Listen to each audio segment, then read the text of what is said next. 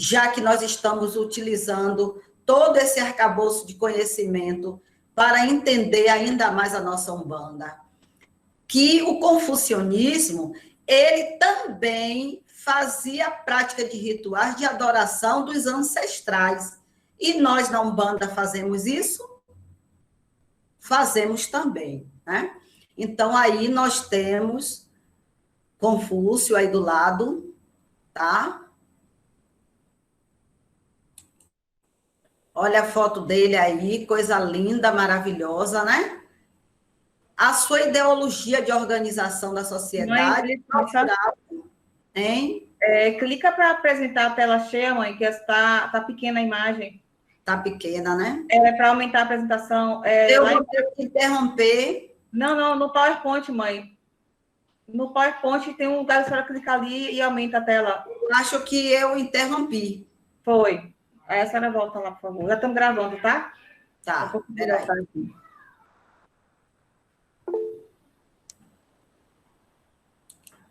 Só um momento, gente, que eu estou aprendendo, viu? Tenham calma comigo.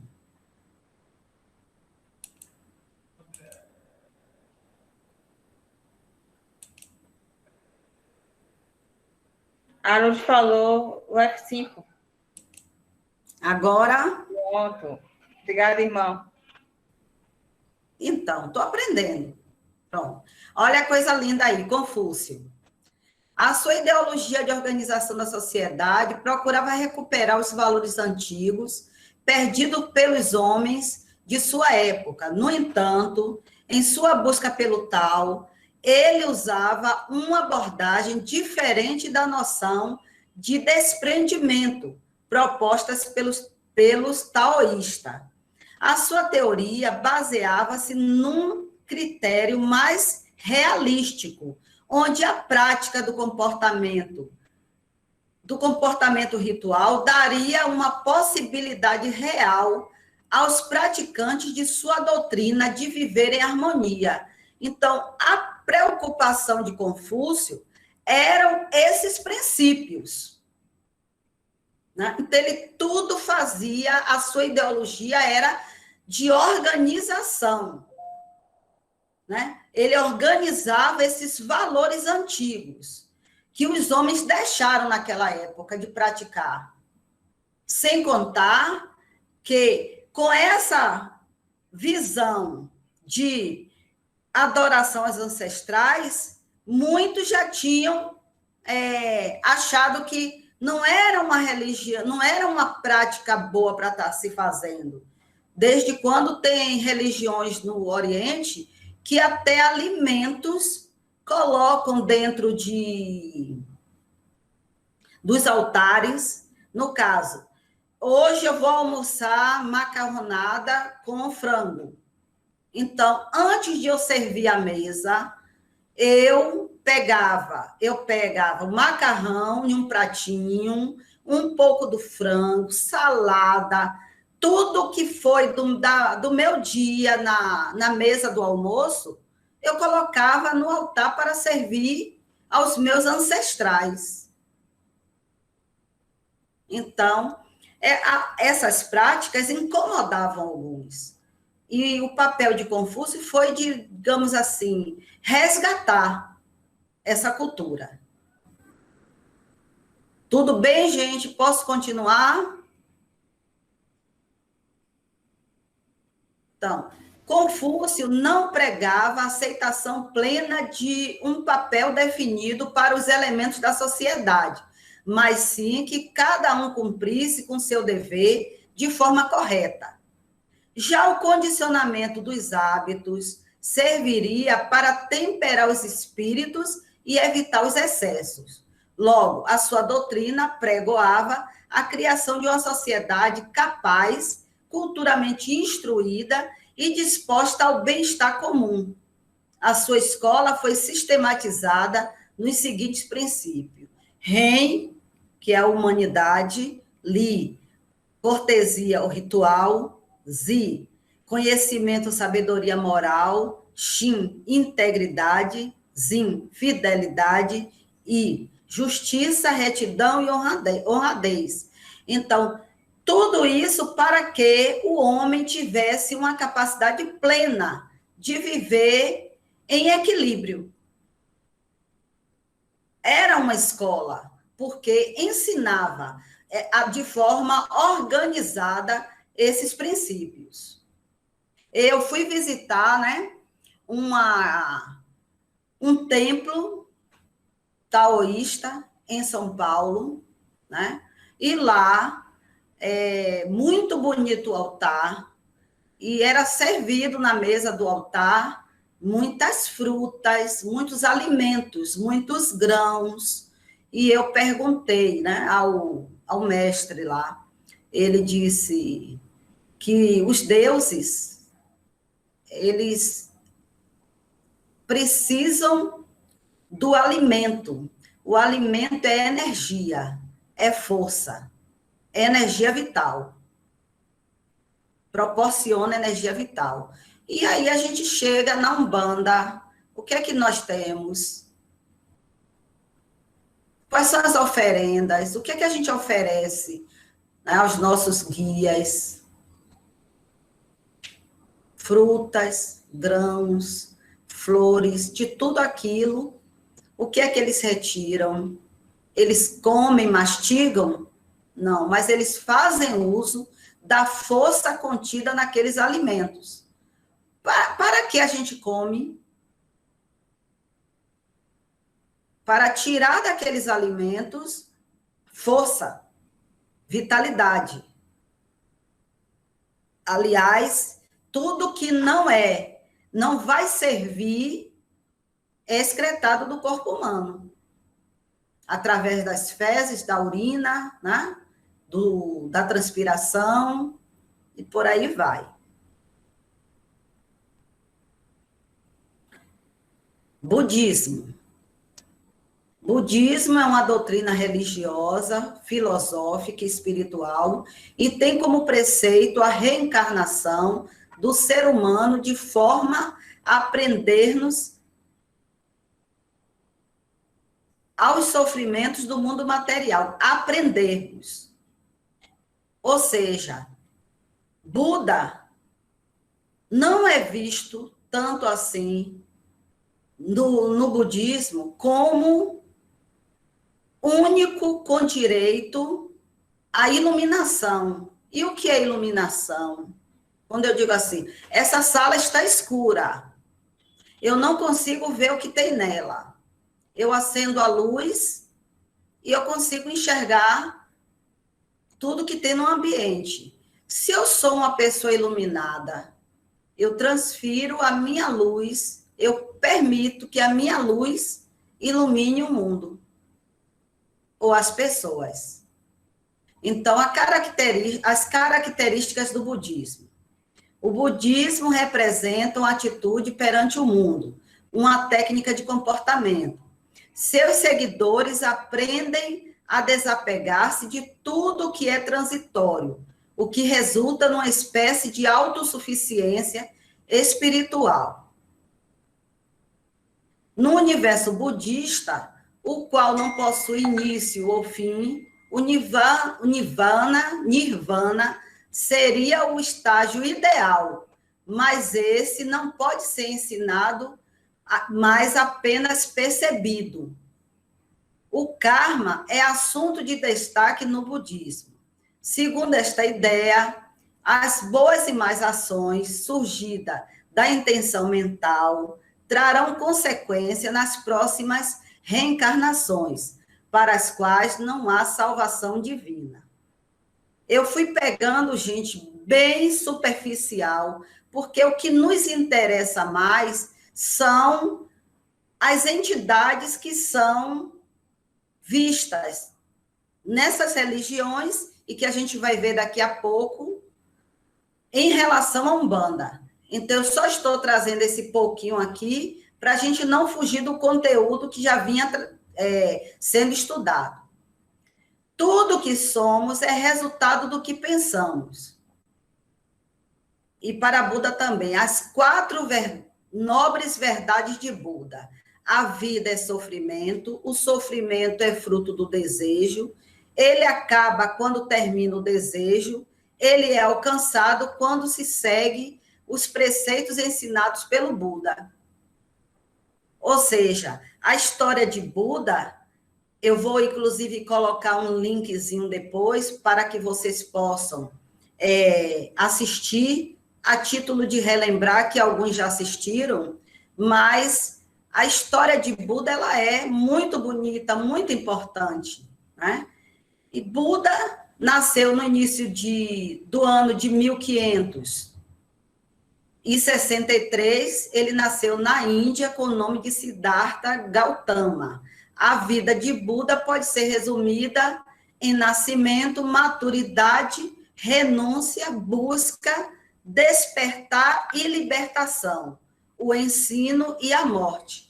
Por isso que eu quero que vocês assistam a história de Buda, porque de lá vocês irão ver o que foi que levou Buda até essa atitude de buscar a iluminação. Nós buscamos a iluminação de uma maneira menos decidida quanto foi a dele, no entanto, buscamos através da nossa fé. E aí a gente encontra, né, que são assuntos que, na verdade, nos incomoda, porque para o ser humano, o nascimento é um mistério. A maturidade, quando chega, a gente não tem uma idade determinada para ter maturidade. Pode-se ter um velho que não tem maturidade e uma criança que já tem. Então, é uma linha muito tênue entre a imaturidade e a maturidade. A renúncia é algo muito complexo, né? De a gente renunciar aos prazeres, por exemplo. A busca, o despertar, a libertação. O que é libertação? São questões muito complexas. Para alguns, a liberdade é quase que uma libertinagem, enquanto que para outros, liberdade é ter direito de fazer o que quer. O ensino, ou seja, o aprender e o ensinar o próximo, é o não ter medo de ensinar. E a morte. O que é a morte? Que o homem, a vida inteira, ele busca esse tema como algo que é muito complexa. A vida e a morte são partes de um todo e que é continuada. Agora entra no que vocês gostam, né? Porque todo mundo aqui em Umbanda quer saber muito sobre e que relação o budismo tem com a Umbanda para eu estar aqui estudando. Vamos lá. Mahalaka, o Exu tibetano. Mahalaka é uma poderosa entidade do budismo tibetano, Bonpo. É guardião e entidade venerada no monastério Meiri. É a manifestação do despertar espiritual na sua forma mais irada, para ser o guardião não apenas dos portais, como também do Dharma, que é uma doutrina búdica. Ou seja, quando diz assim, que é a manifestação do despertar espiritual na sua forma mais irada, mas não necessariamente negativa. Porque como ele é um guardião, ele precisa ter muita força para proteger. E vocês observem a foto aí. Ele tem quantos braços? Tá? Ele tem 2 pernas, mas quantos braços ele tem, esse Exu? Aí a gente vai ver aqui os tipos de oferenda, e aí eu vou explicar sobre os braços. Cada tradição do budismo tibetano tem o seu protetor. porque protetor para eles, guardião, Mahakala, que guarda os ensinamentos da tradição, em particular e do Dharma. Os Mahakala, da tradição Karma Kagyu, de Gilvan Karmapa são Mahakala, de 4 braços, Bernaken. Mahakala, de 2 braços, que são as emanações de Chakrasamvara. Ka-ing, Ma, é uma das mais frequentes práticas da maior parte dos centros de Dharma da linhagem de Karma Kagyu. Ou seja, olhe quantos braços esse Exu tem para proteger e para defender. Tem Exu de 2 braços, que é da mesma linhagem desse Exu, e tem Exu com 4 braços. Suas oferendas são feitas com destilados tibetanos acima de 85 graus e colocados em pequenos oratórios ao lado esquerdo dos portais dos templos dos Himalaias.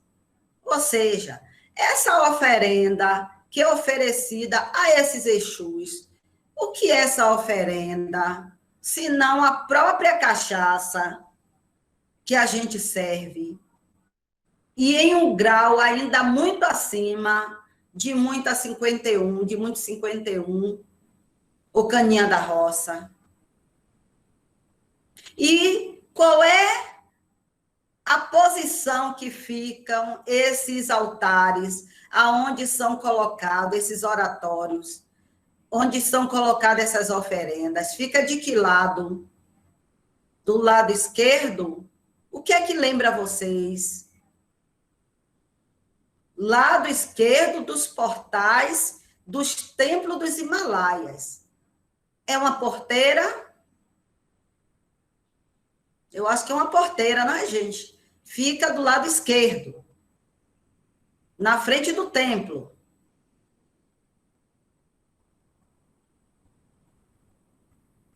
Já tem alguma pergunta, alguma dúvida? Ivana? Não, mãe, estou sem perguntas até agora. O Zen Budismo. O Zen não venera o Buda. Está até escrito errado aí, Buda, depois eu vou consertar. O Zen não venera o Buda, histórico, como uma divindade suprema ou um avatar. Venera-o como um ser humano desperto, que alcançou sua libertação espiritual mediante seu próprio esforço. Buda jamais se denominou o iluminado, considerando-se apenas como um desperto de uma luz que já possuía. O Zen encara cada ser humano como um Buda em potencial, dotado de uma natureza Buda, pronto a despertar. Ou seja, você também pode ser iluminado através de quê? Da sua busca pelo certo, pela luz. No cristianismo, quem é a luz do mundo? Jesus Cristo, não é? Então, no Zen budismo, que não venera Buda como a divindade, porque acho que ele foi um homem e como qualquer um de nós, e que nós também podemos buscar essa iluminação.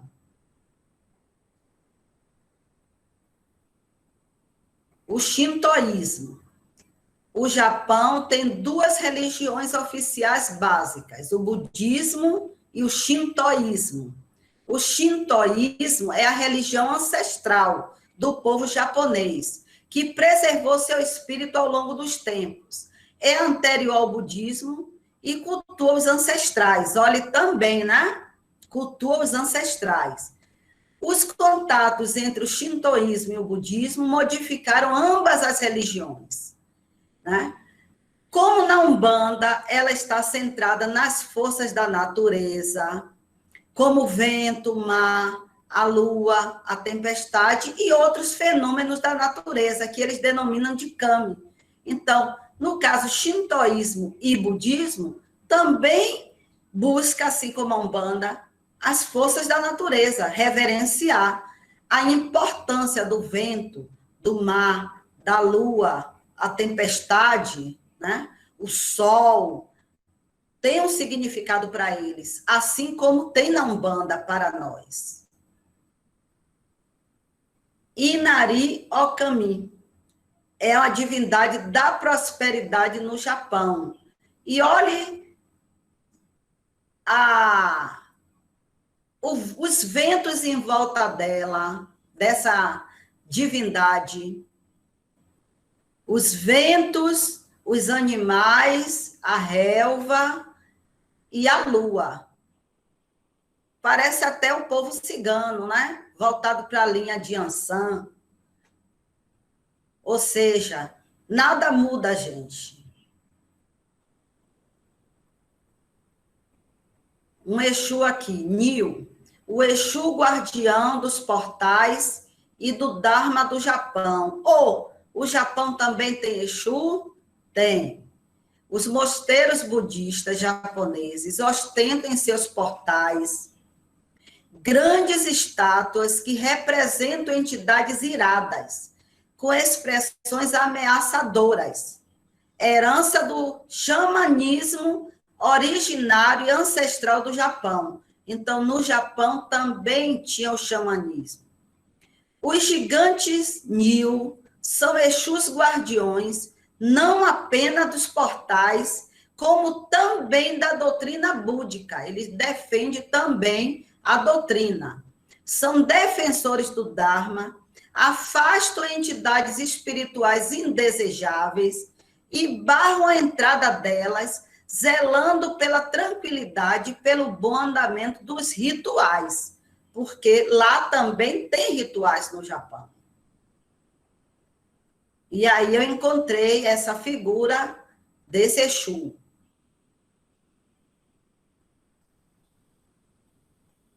Tengu é homenageado no mês de abril, no Japão, e em toda a ilha de Shikoku. Os monges com hábitos negros sobem as montanhas até um templo que o acesso é por uma escada de 1000 degraus. Eles sobem usando tamancos que vão batendo como se fossem instrumentos e utilizando búzios de caramujo, evocando os espíritos das florestas. Mas, na minha opinião, mais um Exu, né? Mais um Exu. Se a gente for fazer a relação com a nossa Umbanda, ele é do mês de abril, né, gente? Seria um Ogum Choroquê? Olha a espada na mão. Tudo isso para a gente pensar, né? E olha que eu estou trazendo conteúdo que não tirei da minha cabeça, viu, gente? Está escrito em livros, está escrito na internet, é conhecimento passado, tá? Então, não é coisa do meu imaginário. Então, esse Exu, que é do mês de abril, eu fiz a relação dele com Ogum Choroquê. E ele ainda tem asa, né? Então, ele é um ser alado. Mãe, Se ele tem asa, ele pode voar. Diga. Virgínia está perguntando se Ogum Choroquê é um Exu. É metade Exu, metade Ogum. Por isso que diz que é metá, metá. Ok. É um guerreiro, né? Só que muito voltado para os guardiões. Existem várias qualidades de Ogum. E uma dessas qualidades é um Ogum que metade dele é Exu, metade é Orixá, Ogum. E agora a gente já entra em outra legião, a legião dos egípcios. A legião dos egípcios é constituída por sacerdotes e sacerdotisas do Egito Antigo, e tem como mentor o pai Ioarrai. O livro dos mortos, que a gente vê muito no espiritismo, né? As pessoas que estudam a Umbanda, estudam o espiritismo, estudam as religiões orientais também, ouve muito falar no livro dos mortos.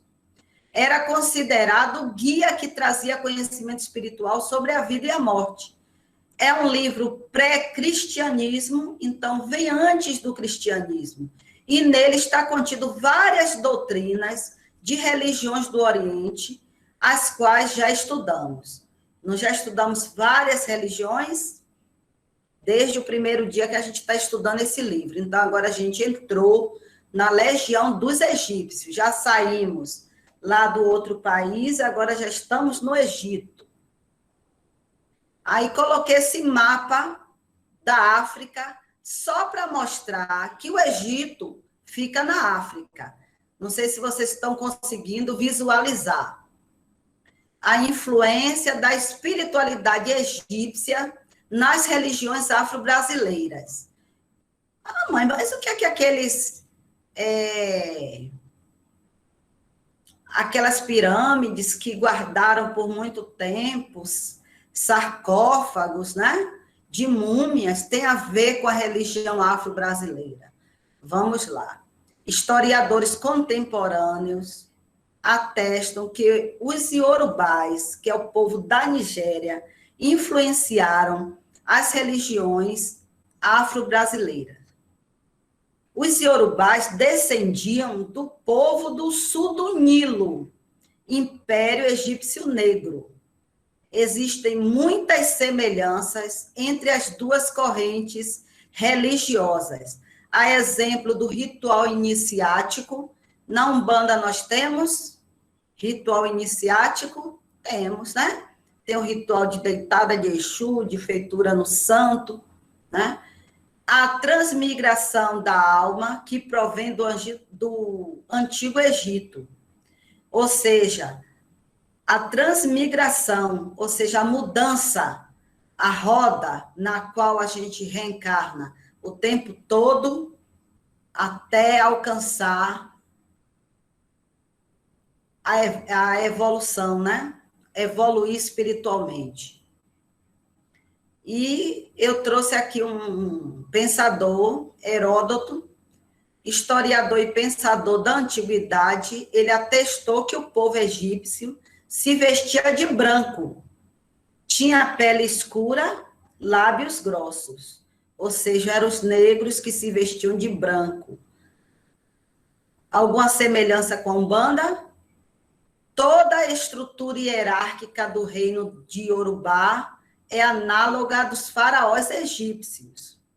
Aproximadamente 500 vocábulos são idênticos nas duas tradições, como, por exemplo, Ossa, que é tempo, Si, que é criar, Ma, que é conhecer, Orice, deuses celestiais do Egito Antigo, da mesma raiz de Horus, que derivou Orice, deuses elevados, que vem Orissa, que é orixá, no Yorubá.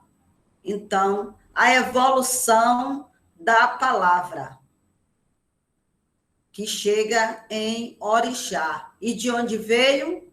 Do Egito. Eu acho que isso é muito bom a gente saber, porque a gente pensa que a nossa religião ela não tem base, e ela tem sim. A Umbanda, eu aproveitei, né? Estou aproveitando minhas fotos, viu, gente? Não leve a mal, não, desculpe aí. A Umbanda e o Antigo Egito. A nossa Umbanda, semelhante aos egípcios, também tem seus pontos riscados. É possível encontrar nas pirâmides mensagens e histórias desse povo, que se assemelham aos pontos das entidades.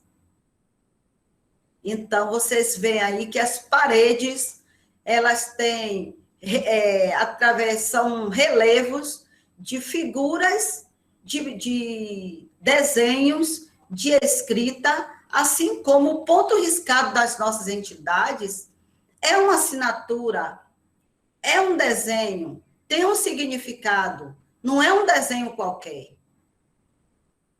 E através daquele desenho, o estudo dele nos leva a Ialorixá ou Babalorixá a saber qual a origem daquela entidade que o médium recebe. Às vezes é um pontinho que tem e que faz toda a diferença. E o estudo dessas escritas, dessas assinaturas nas pirâmides, hoje conta a história do Antigo Egito. Então, tem, digamos assim, um paralelo entre essas escritas do povo do Egito com o nosso povo na Umbanda. Eu, inclusive, esse egiptólogo que vai fazer a live comigo, ele, na época, me mostrou alguns escritos e gravuras dentro dos templos, mostrando a prática do reiki, naquele tempo, no Egito. Então, é só a gente ler um pouquinho. Terminou aí a apresentação.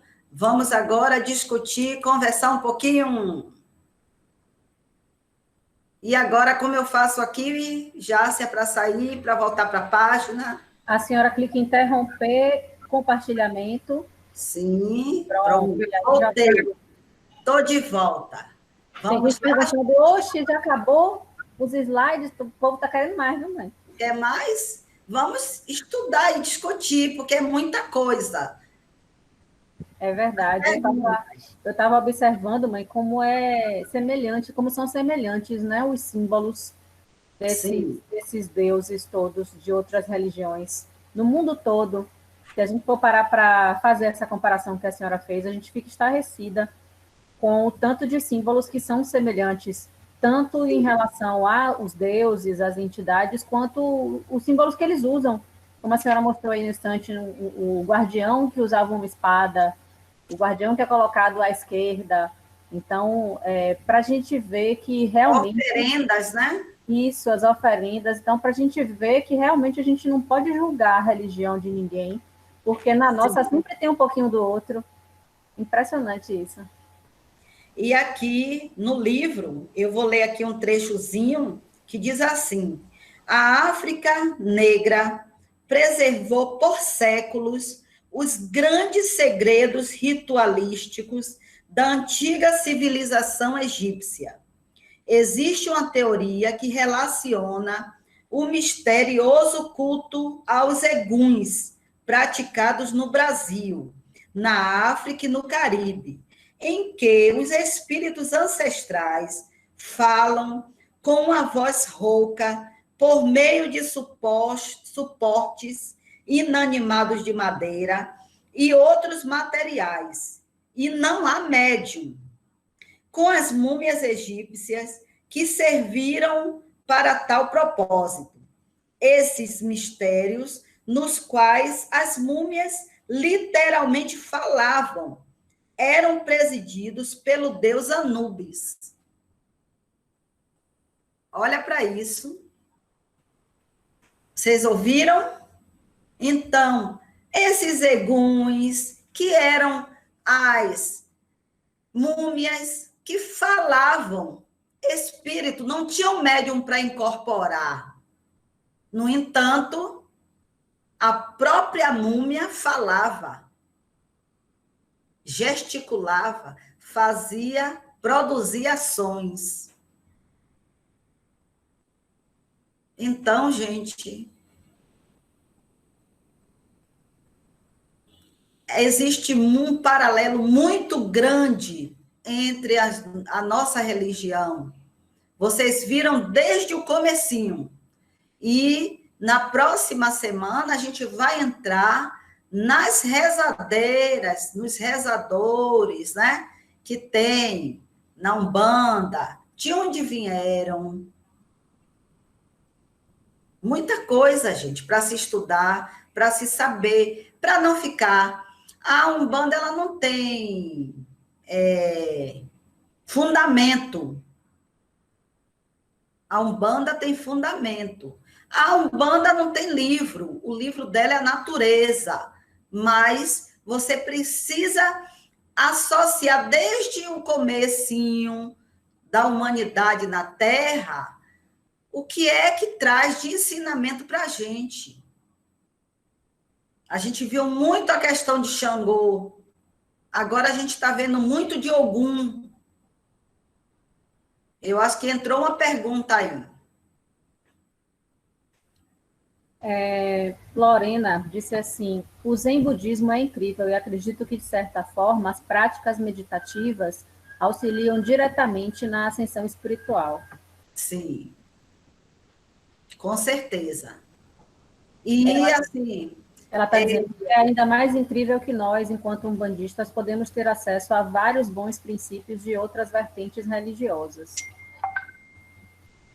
Tinha um templo, não sei se ainda tem, no bairro de... Ali onde tem a Biblioteca Central, Barris. Né? E lá, eu tinha uma pessoa conhecida que fazia parte daquela religião, e ela tinha essa prática de colocar, tinha um altarzinho na casa dela, e ela também tinha a prática de cozinhar o arroz, o feijão para o almoço, ela colocava lá nesse altar também. E isso incomodava, inclusive, a família dela, que dizia que ela estava ficando louca. Será que ela estava ficando louca?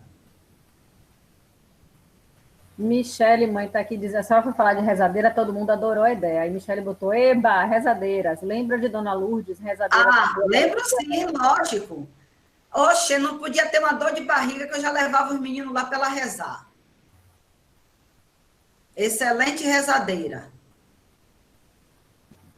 Era dor de barriga, era espinhela caída, era tudo. Mahikari, quem falou é Mahikari? Virgínia está dizendo que parte da família dela segue o Mahikari, a Mahikari. Mahikari também... tem essa prática, não tem, Virgínia? Ela está falando aqui que eles também têm um altar com antepassados. As irmãs dela são do Mahikari. Pois é. E dentro desse... É como se fosse um oratório que lá dentro tem os ancestrais. E eles colocam alimentos para eles.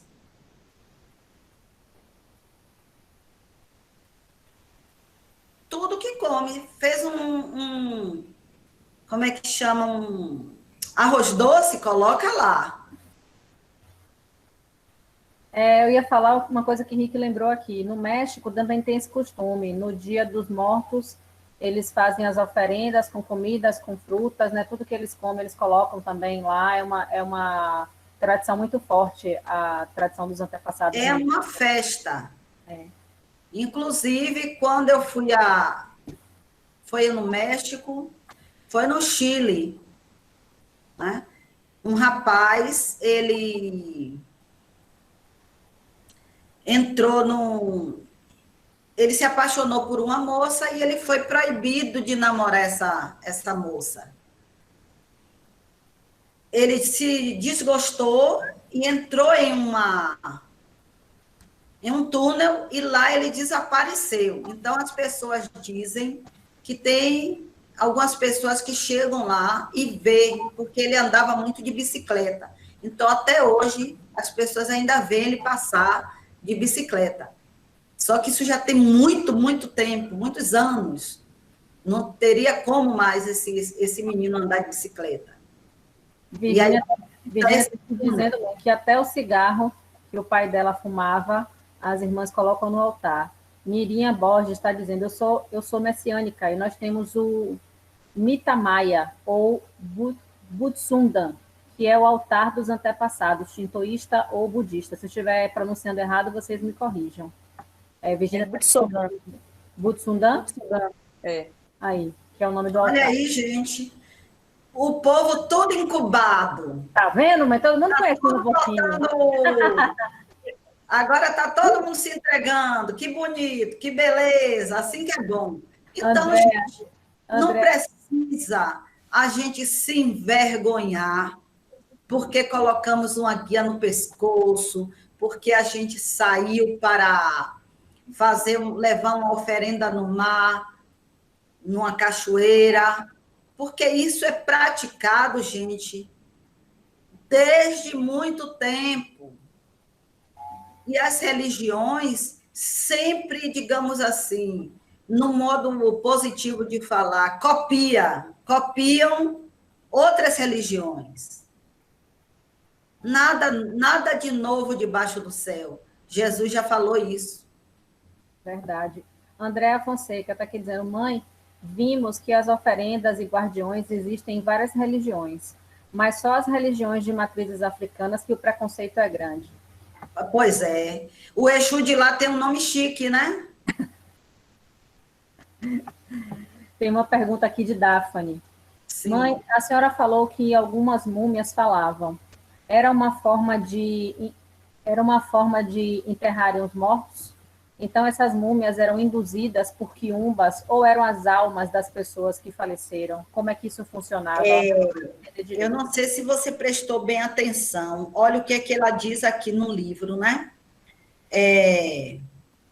A África negra preservou por séculos os grandes segredos, então escondiam, ritualísticos da antiga civilização egípcia. Existe uma teoria que relaciona o misterioso culto aos eguns. Para a gente, quem são os eguns? Quem são os eguns? São espíritos considerados espíritos na faixa vibratória negativa, mãe. Negativa. Praticados no Brasil, na África e no Caribe, em que os espíritos ancestrais falam. Eles falam quando incorporam no médium, nos terreiros, eles falam o que estão fazendo, por que eles estão prejudicando a pessoa, por que eles estão acompanhando, eles não falam? Então, com voz rouca, por meio de suportes inanimados de madeira e outros materiais, não há médium, ou seja, no espiritismo, que a maior parte do grupo aqui estava estudando, o que era que acontecia com a mesa? A mesa falava? A mesa dava batidas no chão. Mas era uma forma de comunicação? Sim. Por que esse pedaço de madeira aqui também não pode? Está falando que ele falava, mas não fala que o que eles diziam. Mas como a relação aqui é com eguns, a gente acredita que eles diziam coisas negativas. Diz que eles, com voz rouca, por meio de suportes inanimados, de madeira e outros materiais, não há médium, com as múmias egípcias. Então, a múmia é um cadáver já há muito tempo, né? Sem vida. A vida já saiu dali. Mas, através dela, havia uma resposta nesses rituais que foram escondidos por anos.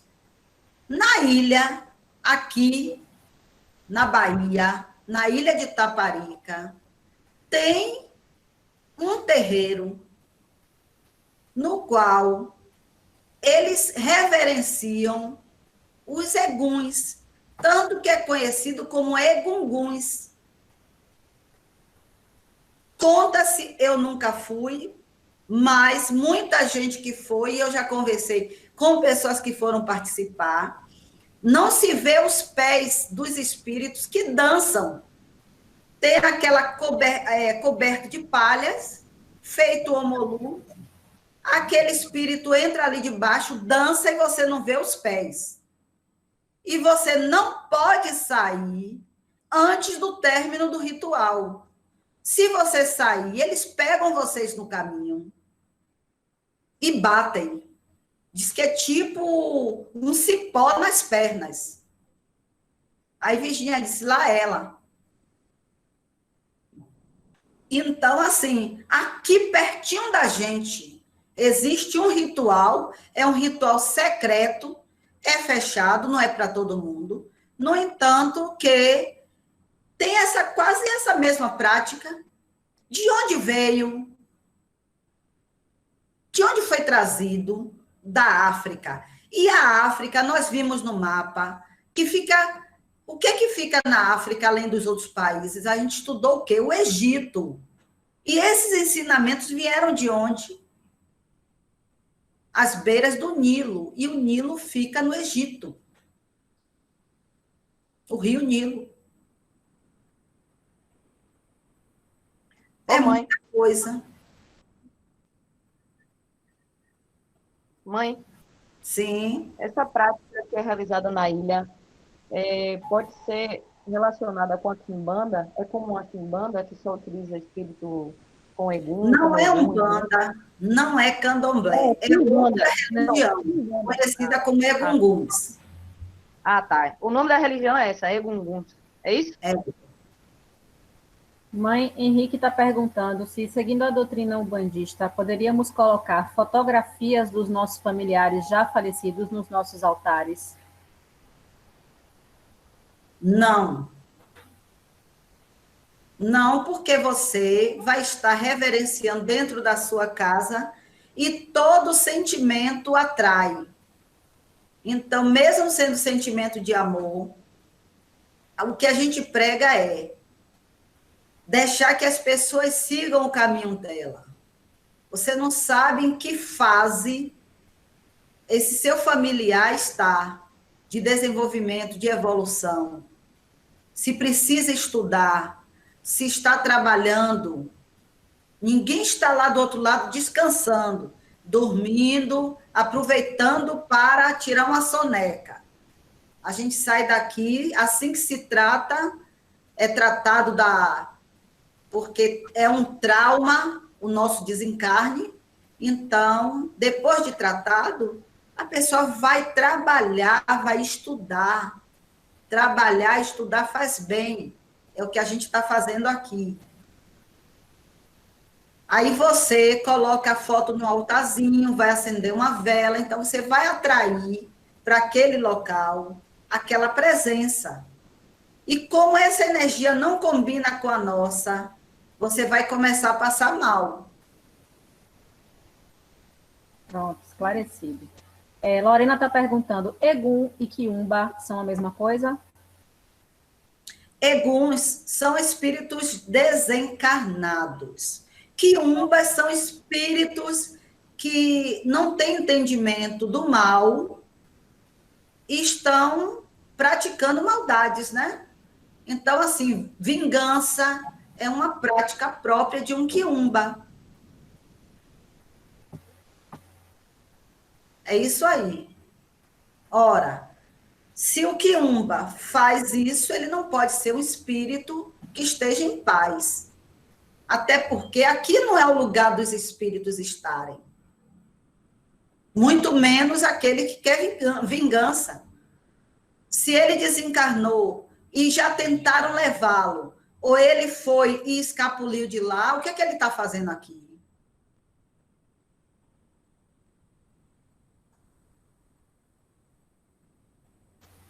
Já estão perguntando, eu pensava que Egum era um espírito negativo. Isso. Mas é negativo, Virgínia, em que sentido? A gente diz negativo porque a nossa energia não é compatível com a deles. Nesse sentido.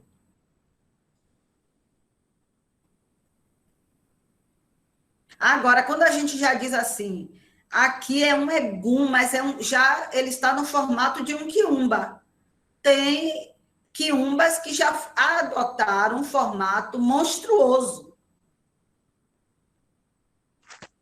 Tem quiumbas que ficam Oi, em um mãe. quarto por anos, 30, 40 anos, sem deixar a pessoa dormir. Está fazendo bem a quem? Não está Eu fazendo bem. pensava, eu pensava que Eguns era todos Eguns e Quiumbas eram os mesmos, porque senão eu entendi da forma assim, que os Eguns poderiam ser qualquer outro espírito. Então poderia Qualquer ser um preto espírito velho, é caboclo, bom. caboclo, Qualquer preto velho, espírito. qualquer um. Ah, você fala entidade de trabalho. Aí a gente já não Sim. coloca eles na classificação de eguns, apesar deles serem espíritos desencarnados. A gente não coloca porque eles já têm uma consciência diferenciada. Não são mais, já têm um entendimento do bem e do mal. O objetivo deles aqui é só o bem, é a prática do amor. E eles vêm amparados e ancorados em um orixá.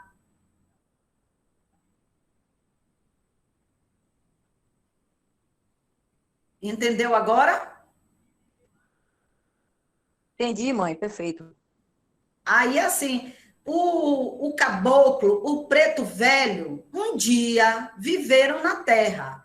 Estão em processo evolutivo, já têm consciência do bem, não querem prática do mal, vêm para ajudar a humanidade, as entidades também, que já têm essa consciência. Chegando aqui, eles vêm amparados e protegidos pelos orixás,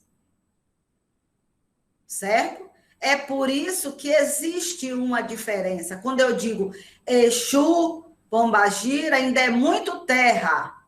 Então, vamos evitar prometer algo material em troca de favores, porque a evolução deles ainda é menor do que, digamos, um caboclo, um preto velho.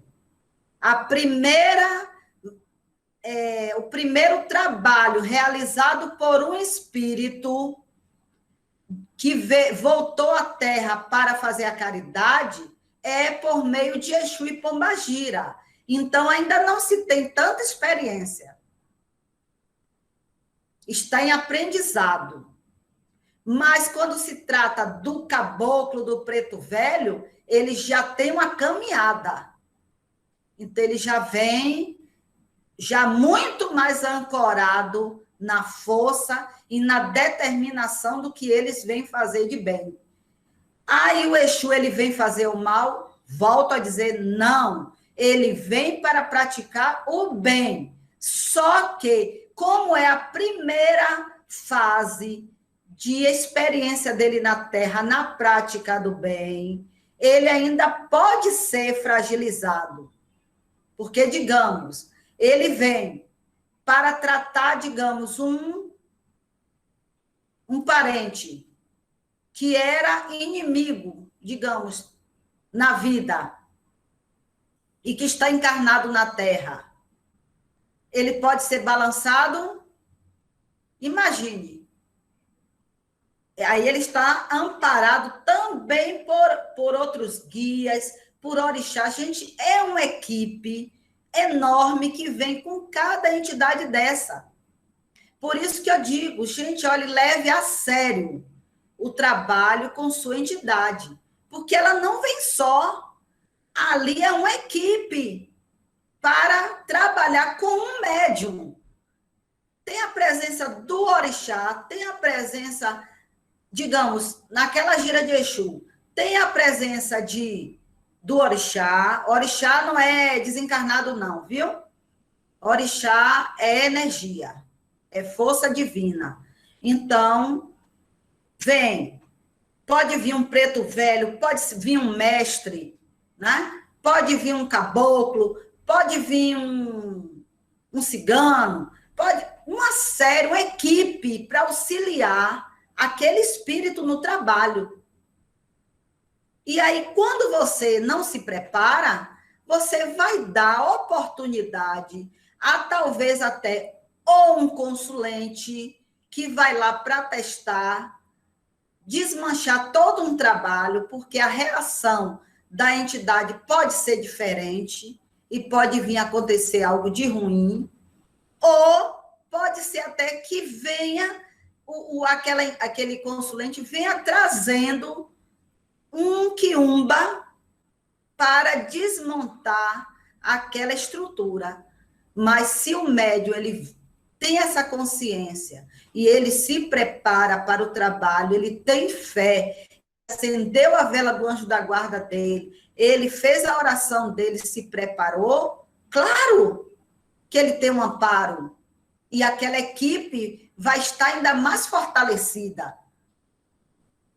Isso é conscientização. Boa tarde, bom final de semana para todos. Provavelmente amanhã, não sei que horário, eu vou entrar para fazer um teste no YouTube, para dar assim uma palavrinha, né? Porque eu estou em fase de aprendizado. Se sair torto, aleijado, eu mando o povo consertar. Um beijo, boa semana para todos. Uma semana de muita paz, de muita luz, de prosperidade, de sabedoria. Tome seu banho de descarrego, de energização, acenda a sua vela, reze para o seu anjo da guarda, faça tudo direitinho, viu? Que Deus abençoe. Eu te amo, Oxalá também te ama. Jeová também te ama, Alá te ama. Beijo no coração.